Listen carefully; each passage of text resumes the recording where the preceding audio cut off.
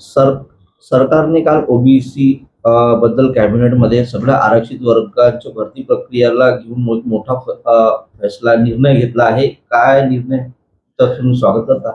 नाही नाही नाही काल राज्य सरकारने SC ST OBC या तिन्ही आरक्षित वर्गाकरता एक जो दुःखदायी निर्णय घेतलेला आहे, त्या निर्णयाचा सर्वात प्रथम मी राष्ट्रीय ओबीसी महासंघातर्फे निषेध करतो, धिक्कार करतो.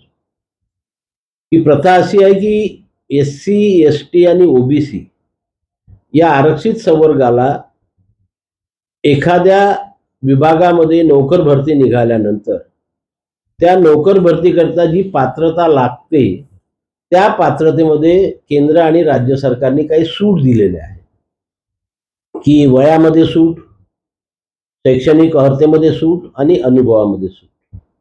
आता या तीन प्रकारच्या सुटीचा किंवा सवलतीचा फायदा घेऊन जर एखाद्या उमेदवाराने अर्ज केला असेल आणि त्याचा तो अर्ज पात्र ठरला असेल तर तो भविष्यामध्ये खुल्या प्रवर्गामध्ये स्पर्धेमध्ये कॉम्पीट करण्याकरता अपात्र ठरणार आहे.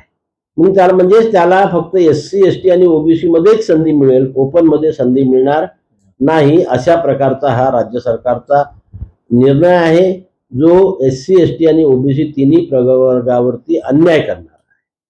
की आतापर्यंत जी पद्धत होती की अर्ज करण्याकरता ह्या सवलती आहे, स्पर्धेमध्ये टिकण्याकरता नाहीये. अर्ज केल्यानंतर एकदा तो त्याच्याकरता पात्र झाला की तो खुल्या प्रवर्गामध्ये सुद्धा स्पर्धा करू शकतो.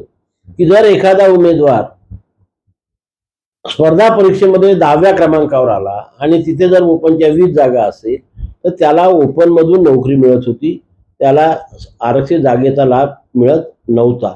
आणि मग खालच्या जो पोरगा असेल आरक्षित प्रवर्गाचा SC ST OBCचा तो वरती येत होता. आता काय होईल की हा पोरगा तिथेच थांबल्यामुळे खालच्या विद्यार्थ्यांचं नुकसान होणार आहे. आणि मग इथे जे आपण समानतेचं सूत्र म्हणतो त्याला कुठेतरी ब्रेक लागणार आहे आणि अनेक मागासवर्गीय पोरं हे नोकरीपासून वंचित राहणार आहे. म्हणून आतापर्यंत जी पद्धत होती तीच पद्धत सरकारने यापुढे सुद्धा ठेवावी. मागासवर्गीयांना खुल्या स्पर्धेतून थांबवू नये, त्यांना जी संधी मिळत होती ती संधी तशीच भविष्यात सुद्धा कायम राहावी. म्हणून कालचा जो राज्य सरकारने निर्णय घेतलेला आहे तो निर्णय राज्य सरकारने लवकरात लवकर त्वरित मागे घ्यावा आणि SC ST OBC ला दिलासा द्यावा, न्याय द्यावा अशी मागणी आम्ही सरकारकडे करणार आहोत.